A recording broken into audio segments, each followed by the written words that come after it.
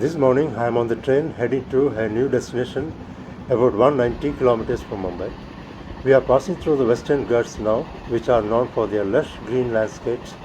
But with peak summer in full swing, the greenery along the tracks looks dry and scorched.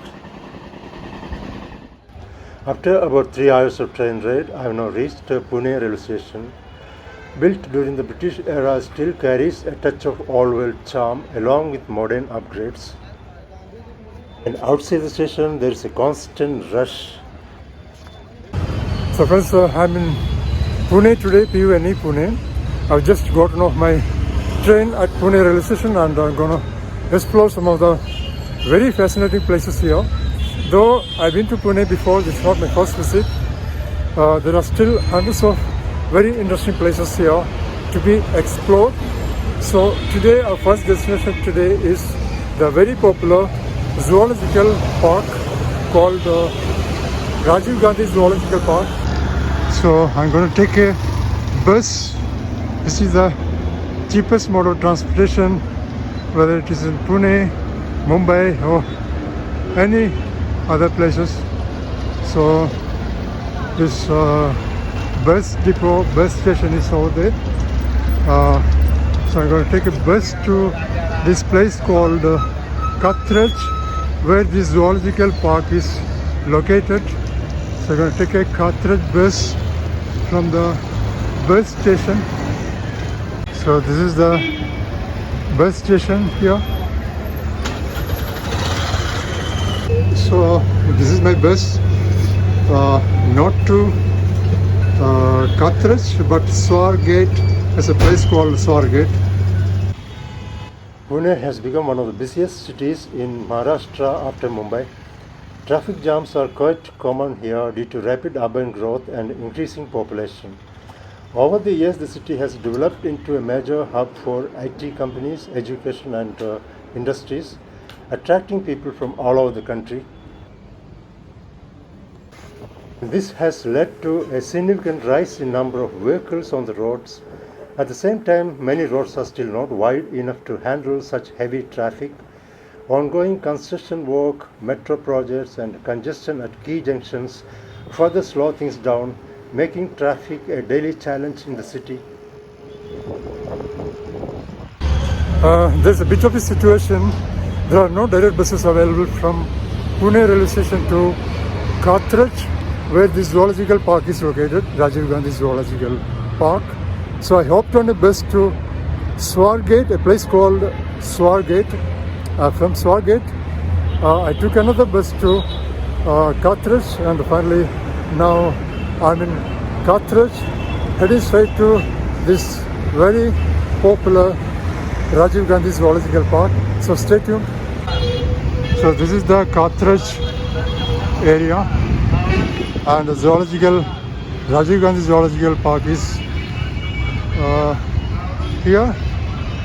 You can see all these vendors here selling different things, food vendors, and so this is the Rajiv Gandhi Zoological Park and Research Center, Wildlife Research Center, Kathraj. Rajiv Gandhi Zoological Park and Wildlife Research Center. So this is the Rajiv Gandhi Zoological Park. I just got the entry ticket.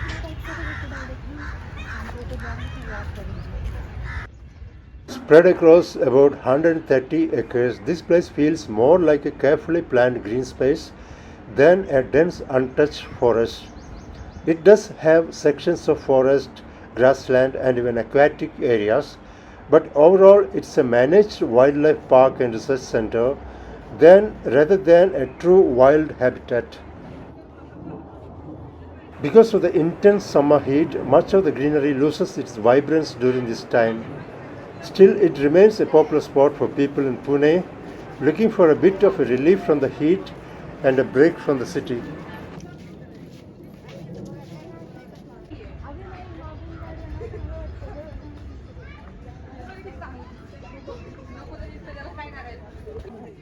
This snake park, located right near the entrance, is always a major attraction for visitors. It houses a wide variety of snakes, drawing a lot of curiosity and interest. Snakes are often looked at with fear and even dislike by many people, but in reality, they play a very important role in maintaining ecological balance. They help control the population of rodents and pests, which can otherwise damage crops and spread diseases. Most snakes are not dangerous to humans and prefer to avoid contact. They usually attack only when they feel threatened or disturbed. It's quite difficult to notice the smaller snakes as they stay hidden among the plants. Only the bigger ones tend to be clearly visible.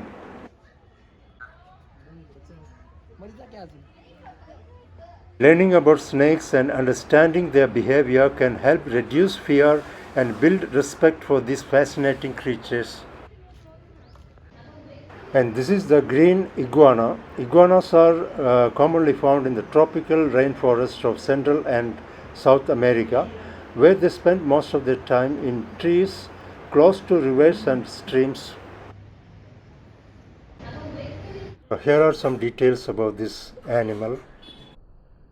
And it says males have more developed crest and larger heads, often with splashes of orange. And this banded racer is a fast-moving, non-venomous snake commonly found across India. It's a small snake, and when it hides behind these plants, it becomes difficult to spot. This bamboo pit viper is a striking venomous snake found in parts of India, especially in forested and hilly regions like the Western Ghats. It's known for its bright green color, which helps it blend perfectly into dense vegetation, making it quite hard to spot. This snake is usually seen resting on branches or shrubs, often staying still for long periods. It's a nocturnal hunter and feeds on small animals like frogs, lizards, and rodents. This is the reticulated python. It's a snake that really stands out the moment you see it. Its body is covered in an intricate net-like pattern of gold, black, and earthy tones, which helps it disappear into its surroundings despite its massive size. It's known as the longest snake in the world, and some individuals can grow to extraordinary lengths. This is the Indian python or ajgar. The Indian python is comparatively smaller and slower moving, often found on forest floors. In contrast, the reticulated python is the largest python in the world and is incredibly agile. And a python is not just one snake, it's a whole group. The reticulated python is one specific type and it happens to be the longest of them all. There are toilets and drinking water facilities near the entrance, but it's always better to carry water with you, especially in summer, as it becomes difficult to find it deeper inside the park.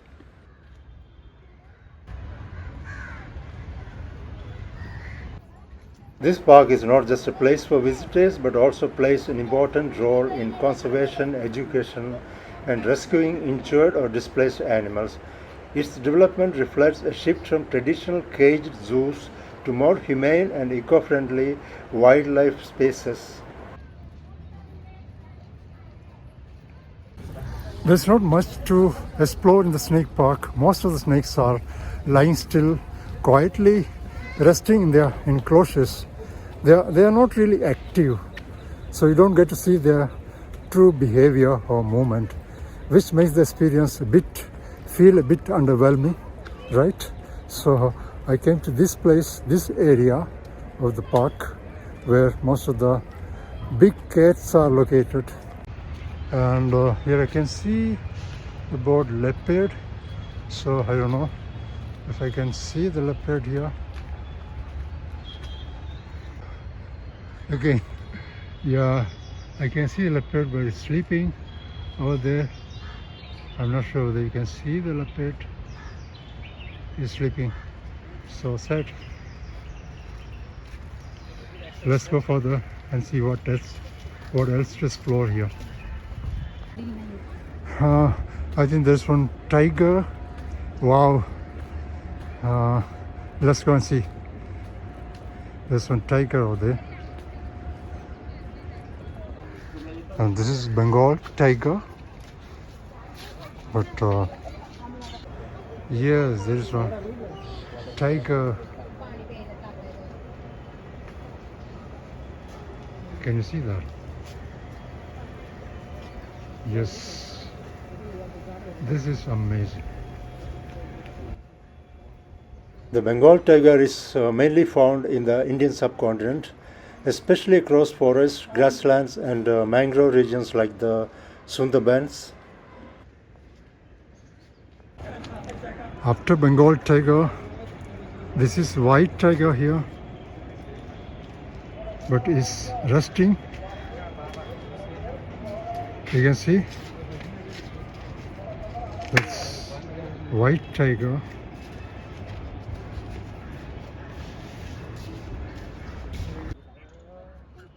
This is the gaur, also known as the Indian bison, one of the most powerful animals in Indian forests, found across dense forests and hilly regions of the country.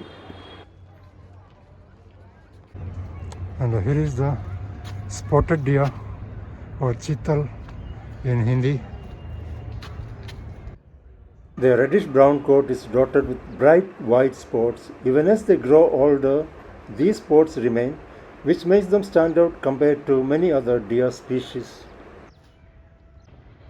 And you can take a buggy ride here if you don't want to walk and burn calories, of course. In the scorching summer heat, the area doesn't feel as refreshing.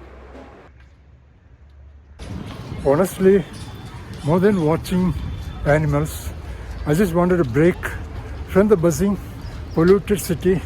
That's why I'm here. Now, let's check out some other interesting spots around here. Mumbai also has plenty of green spaces like Sanjay Gandhi National Park, RA Colony, and several parks and gardens around the city, which many of which we have explored already.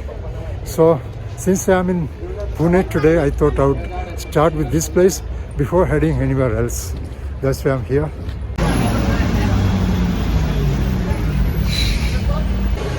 I had planned to visit a few more places in Pune, but it's already 5:45 p.m. and my train back home is at 6:30. So I don't think I can cover anything else today. I'll save that for another day. Okay. Right now, I'll show you this beautiful place right next to the Pune railway station.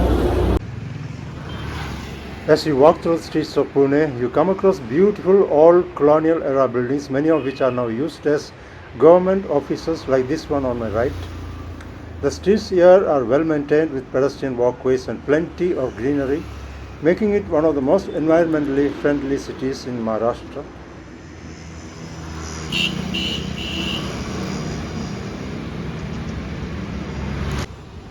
Increasing development is something you can notice almost everywhere now.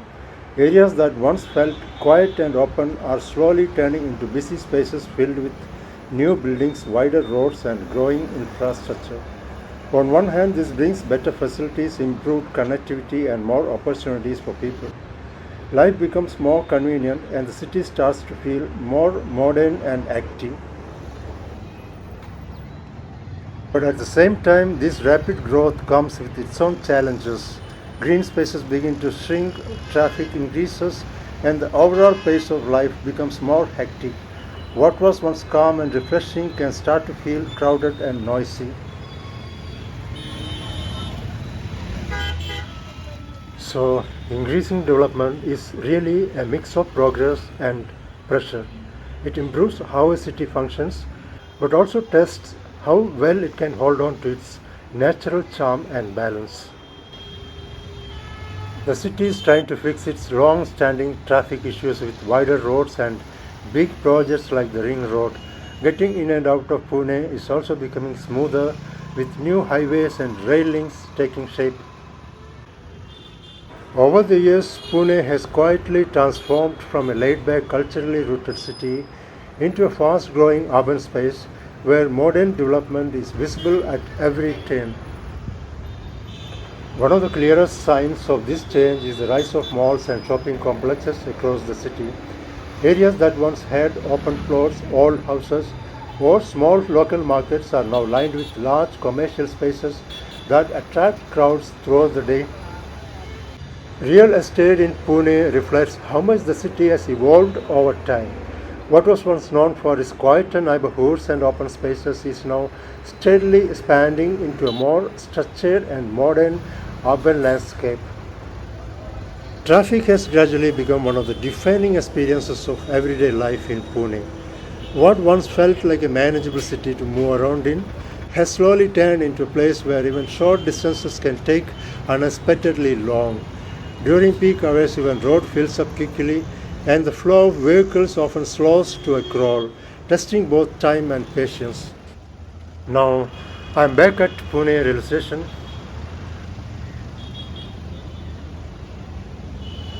So that's all for now. I'm signing off. See you next Friday. Bye bye. Take care. Thanks so much.